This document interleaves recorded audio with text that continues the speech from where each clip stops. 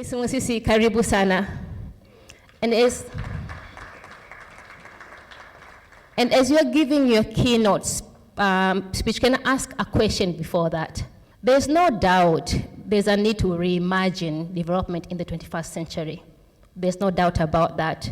But the complexity of the development in the 21st century, it means that UNDP in Tanzania and global must play a key role in finding the faster and more sustainable solution to transform our world.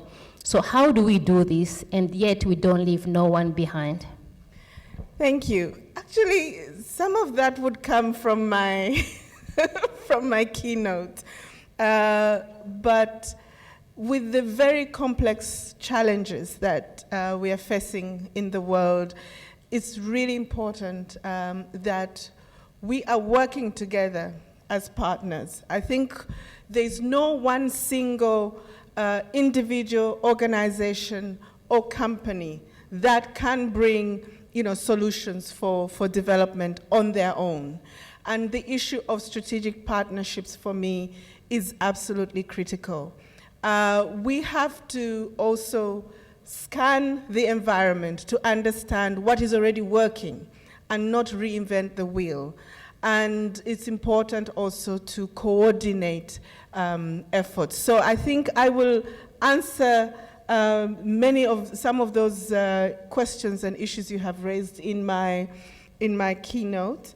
And I think as UNDP, our role, we see ourselves as an integrator, an organization that brings together different partners around specific solutions, around finding concrete solutions on the ground that have real impact, that are affordable, and that can be scaled up to reach everybody, making sure that no one and no place is left behind. But if you allow me, I can proceed with my keynote.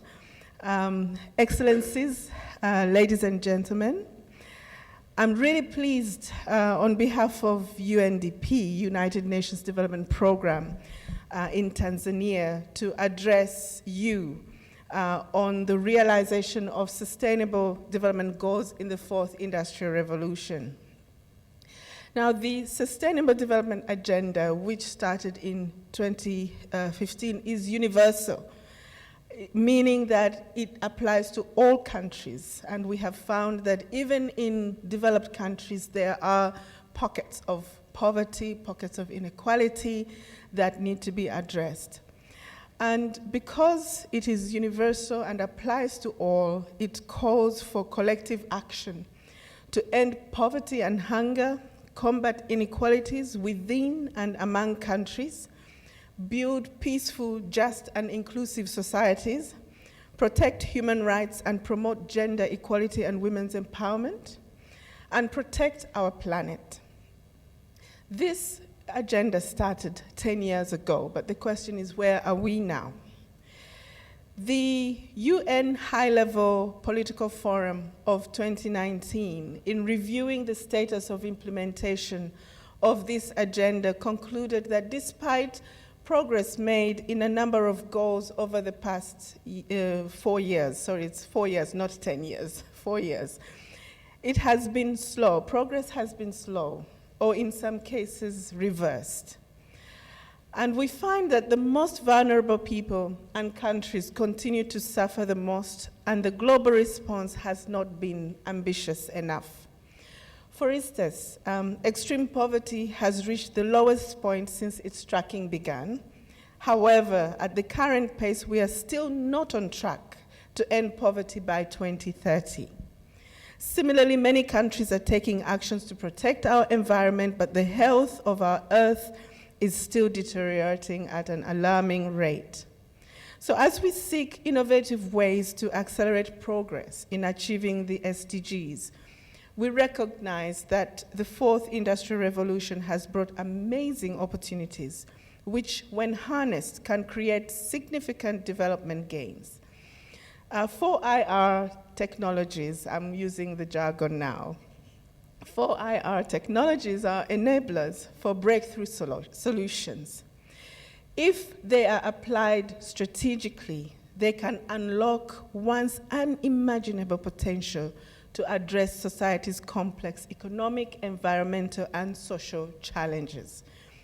We are witnessing the impact of fusing together the digital and physical worlds in scaling up people's access to more products and services of better quality, faster, and at a lower cost, as we heard this morning. And this provides an opportunity for developing countries to leapfrog states of development by embracing technologies such as AI, big data, blockchain, all those that have been mentioned today. For example, in some countries, drones and satellites are delivering health and humanitarian supplies in remote, very hard to reach areas, while data analytics have guided disaster relief efforts. Advanced technologies are supporting smart cities through around-the-clock active sensors, video surveillance, cameras, and data collection and analysis to address traffic distribution, detect and quickly address crime, making cities safer, monitor public service response like ambulances and how many ambulances are being requested and how long does it take to deliver them, and so many other examples of the use of such technologies.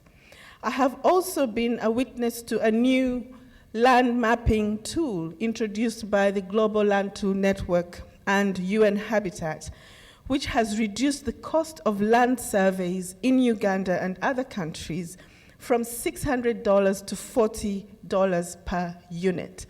Actually, this is equivalent to 2 chickens in Uganda, meaning that a landholder of 1 acre can afford $40, which makes this action scalable, affordable, and very much doable. So it makes it possible in these countries to scale up, especially Uganda, to scale up the customary land registration process in a country where up to 80% of customary land is undocumented. When people receive such land certificates, they're able to use them for economic purposes, look after the land better, and also gain access to financial services and other services.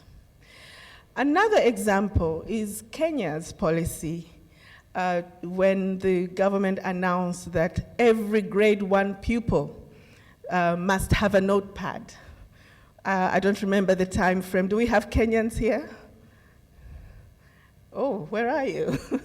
Yes, it's amazing, that policy, because it transformed the entire thinking and system. Because if a grade 1 pupil has a notepad, it means the teacher must know how to, how to teach and how to use the notepad.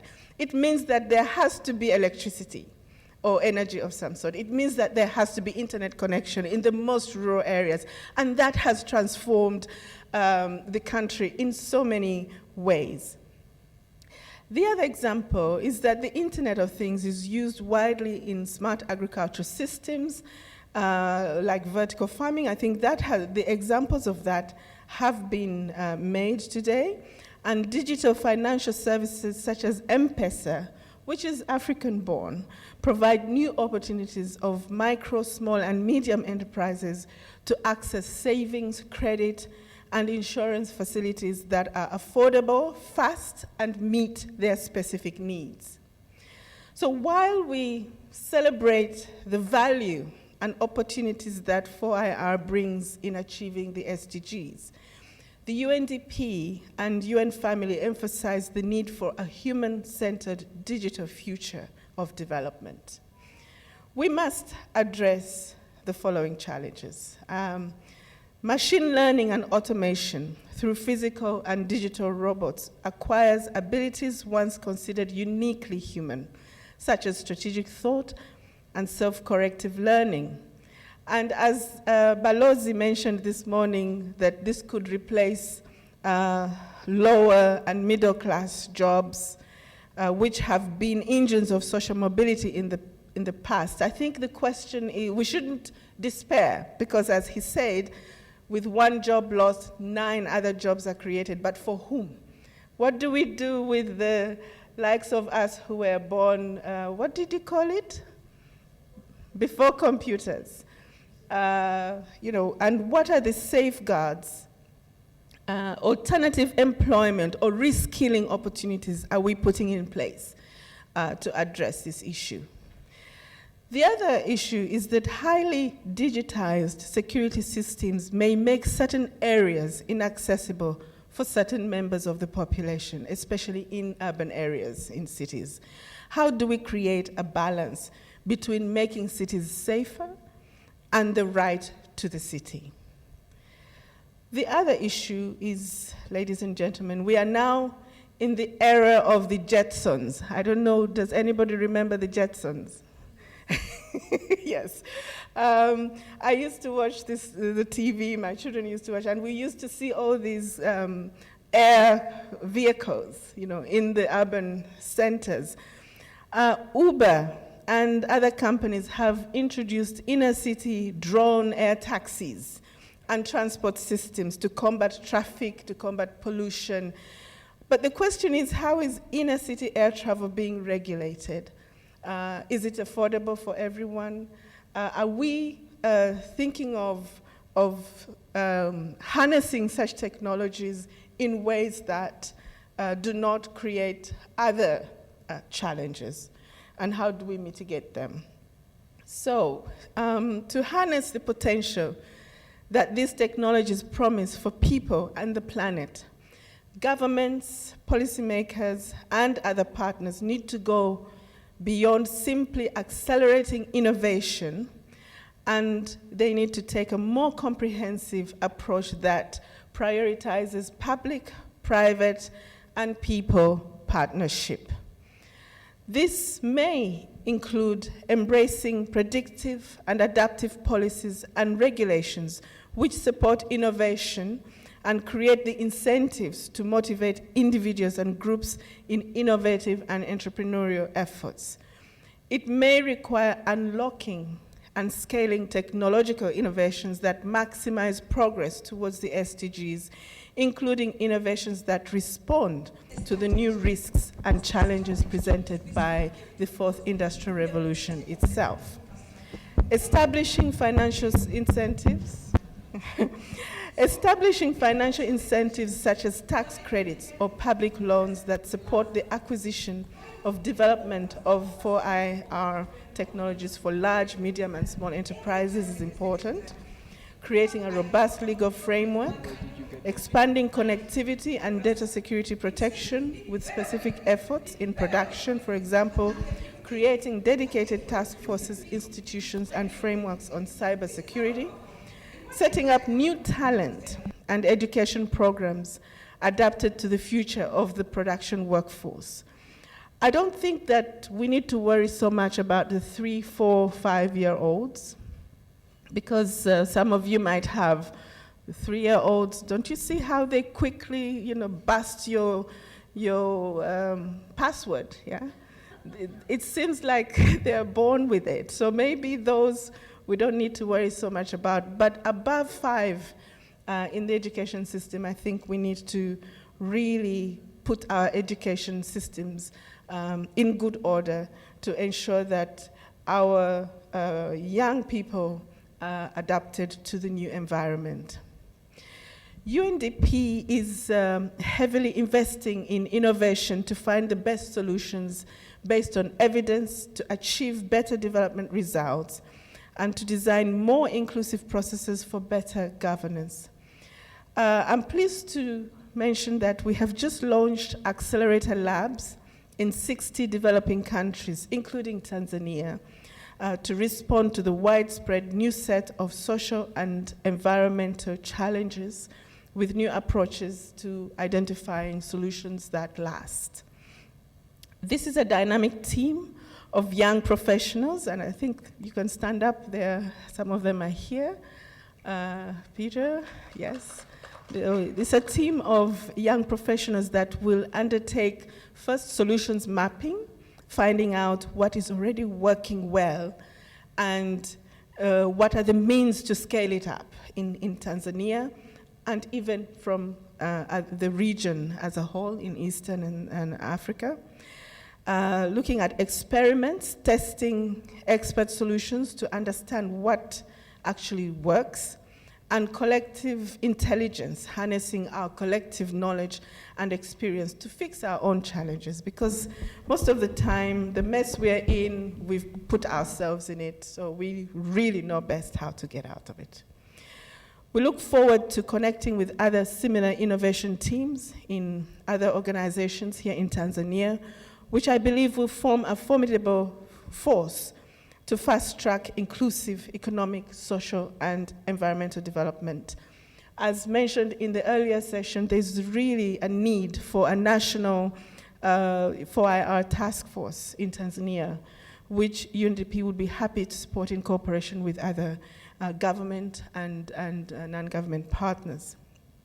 Excellencies, ladies and gentlemen, the fourth industrial revolution is here, and we must embrace it as a vehicle for innovative development solutions. We must, however, accept that it will not automatically benefit the poorest and most remote communities. Governments, international organizations, private sector, researchers, and communities must work consistently together. And remember, I've mentioned communities. I think we should not leave them out and assume that, they are too far behind to catch up with technologies. We must all work consistently together to make the fourth industrial revolution work for people and planet, leaving no one and no place behind. Thank you.